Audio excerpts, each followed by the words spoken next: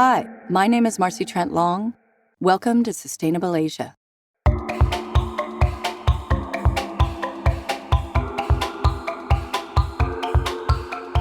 "1986" is made in collaboration with China Dialogue.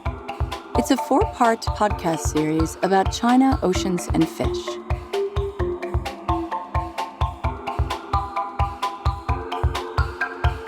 In our last 2 podcast seasons, we looked at different ways to stem the tide of plastic pollution going into our oceans from China and Asian countries.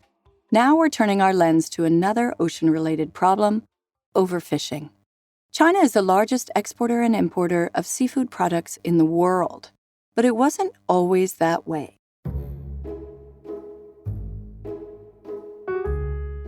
In 1986, China passed a Fisheries Law that privatized fishing vessels and moved China from a country of wooden boat fishing communes into the modern world of mechanized commercial fishing trawlers. The reforms were so effective that it created a nearly catastrophic state of overfishing that China is now coming to terms with. I think overfishing is you keep hunting the fish and do not have limit. That's pretty much what happened in China over the last 30 years. Is that the fishermen is overfishing and that's they catch all the fish in the sea and they cannot continue their reproduction. Overfishing is the phenomenon where the ecosystem of the fishes are disturbed, which reduces their population dramatically. Here in Hong Kong, we're one of the biggest consumers of seafood per capita in the world.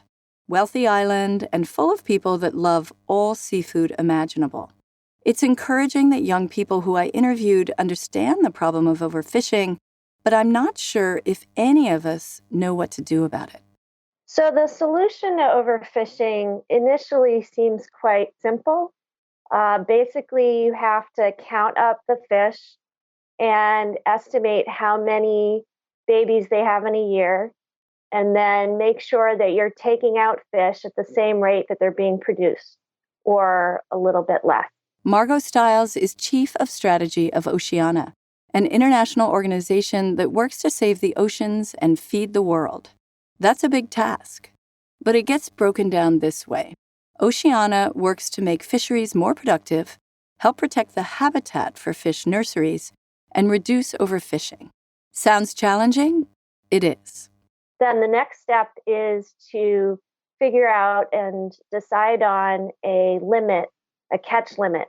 So every year we're going to catch 100 fish and not 200 or something like that. So after the government has just figured out how many fish there are and decided how many to catch, then implementing it with all the different people that are participating, that can be kind of the hardest part. So almost all of that happens at a national level. Okay, overfishing seems to be a national, country-by-country problem, but the ocean is shared by all of us. Because fish swim all over the world, that's where it gets really challenging. So I think there aren't that many things that are shared globally, and there's certainly no other food that is traded globally as much as seafood. Managing overfishing in the global oceans is actually a relatively recent phenomenon that started as fishing technology became more advanced and frighteningly efficient. My name is Yvonne Sadovy, and I'm working at the University of Hong Kong in the biology department. I've been here 25 years. Dr. Sadovy initially worked in the Caribbean and Puerto Rico, then found her home in Hong Kong. While most of us have really only thought about our impact on the oceans recently, with social media pictures of beached whales and Q-tip-laced seahorses, Dr. Sadovy has spent her career researching marine issues. I tracked her down in her office to understand how different countries govern the use of our oceans. We really started to industrialize that fishing after the Second World War, I would say. And as that fishing increased, I think countries began to recognize the need to have some way of defining how we use the ocean and maybe what our obligations were towards the ocean, to protecting it or to manage it, for example. So the United Nations developed over many years, it took a lot of debate, something called the Law of the Sea, which was ratified several decades ago, ratified being, a lot of different countries had to agree to it to put it into place internationally. And that is now recognized internationally. And what that does is it allows each country that has a coast jurisdiction out to 200 nautical miles. A lot of debate about that if you've got countries closer than 400 nautical miles, of course. But the law is out to 200 nautical miles. And amongst many other things, there are two key components to this law. One is that each of those coastal countries has the right to exploit those resources out to their exclusive economic zone limit, the 200-mile zone. But they also have a commitment and an expectation that they will manage those resources sustainably. So it's a right of access, but it's also an expectation that you will look after those resources. China took part in the negotiations for the UN Law of the Sea Treaty from 1973 to 1982, which led to China's first Fisheries Law in 1986. But China didn't actually ratify the treaty until 1996. So how do we manage resources inside the economic zone? There are regulations. Each country will have its own regulations, its own legislation, its own laws. But there are some guiding principles which have been developed by the Food and Agriculture Organization of United Nations. And they were developed in 1995, so shortly after the Law of the Sea came into effect. And they're very comprehensive. And it's a set of guidelines for how to conduct mariculture or fish farming, for example, how to manage your resources. And these guidelines can be adapted by different countries to fit their local circumstances. So we have now these guidelines and these international regulations which really help to shape the way in which we can and should be managing these marine coastal resources. According to estimates, 85 to 90% of all fish that are caught in the open ocean are actually caught in the EEZ, the exclusive economic zones of individual countries. So those great videos of trawlers out on the high seas catching massive volumes of fish, those could easily have been taken from within the EEZs and been complying with local fishery laws. So here's a question. What happened to migratory fish that swim in and out of the EEZs? What distinguishes between them is how far the fish swim. So some fish like to stay at home and they basically have their rock and they're like, this is my rock and this is my home and I don't go anywhere. So really, those kinds of fish, like the people that live right near them, are controlling whether they're overfished or not. But then you have tuna, which basically will travel all over the planet. And so a tuna fish, that's something that many countries have to agree on how many tuna and who's going to get the tuna. Margot Stiles again.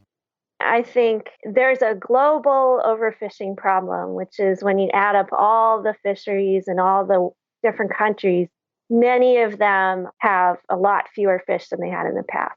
But then when you try and solve that problem, it quickly becomes more of a regional problem, a country-specific problem. And China is discovering this as the battle for fishing rights in the South China Sea escalates.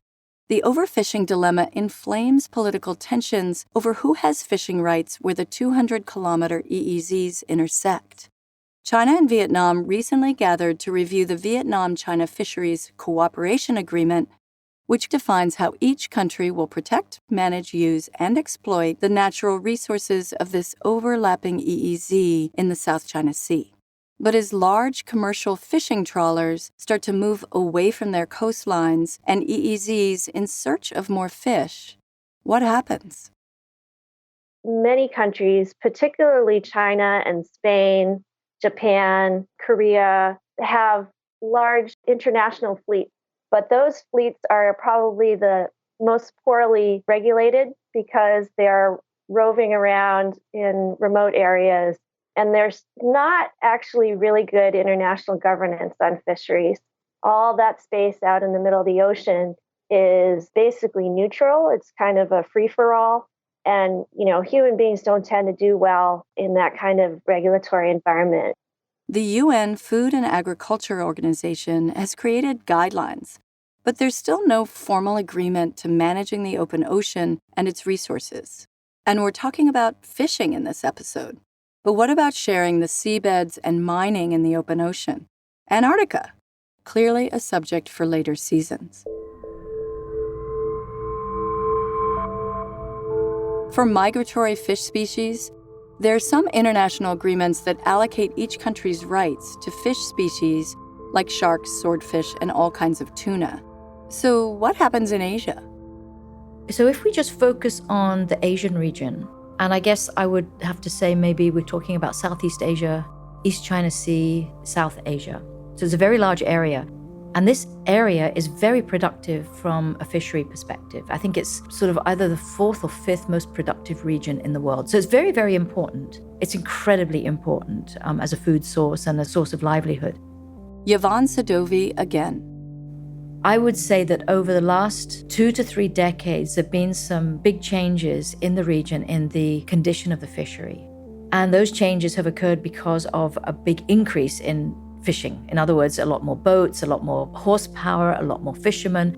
Fishing gears have become a lot more efficient, etc. So that has really intensified the fishing activity and increased the ability to remove fish.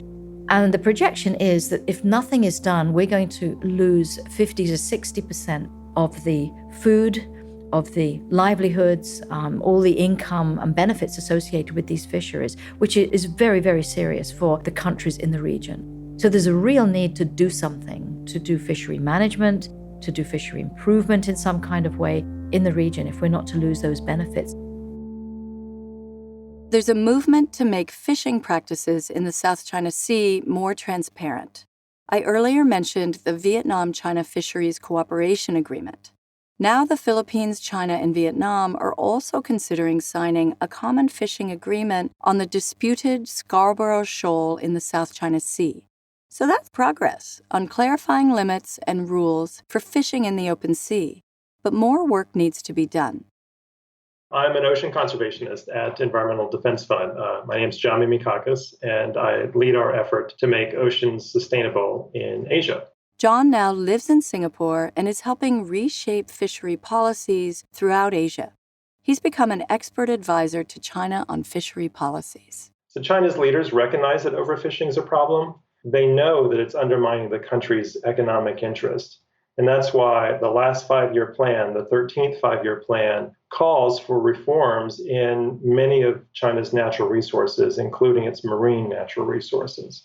Top leaders today in China are pushing for a number of improvements in managing fisheries sustainably.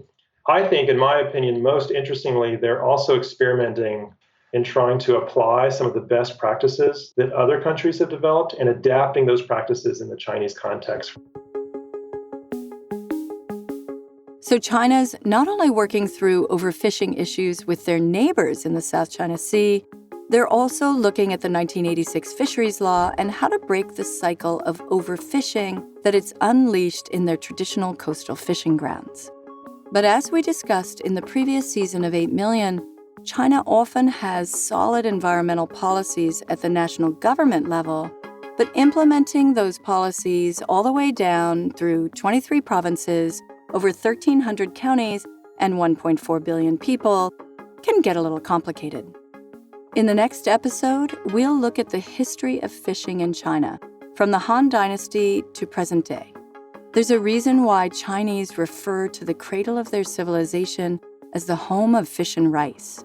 Fish is interwoven with the culture and livelihood of a people that count their origins back over 2,000 years.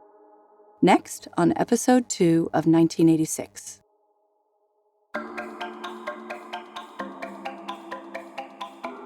Special thanks to our sponsors, the Swire Group Charitable Trust, creating positive change in education, marine, and arts through supporting registered nonprofit organizations, primarily in Hong Kong and mainland China. 1986 is produced by Sustainable Asia in collaboration with China Dialogue. The season was created and written by me, Marcy Trent Long. The assistant producer was Li Ting Lin. Special thanks to Oscar Lee, John Mimikakis, Sam Beckemans, Jill Baxter, and Zhang Chun. Carson and Kinsey Long created the 1986 graphic, and the intro and outro music is made from repurposed and recovered waste items by Alexander Mobison. Learn more about his music at kalelover.net.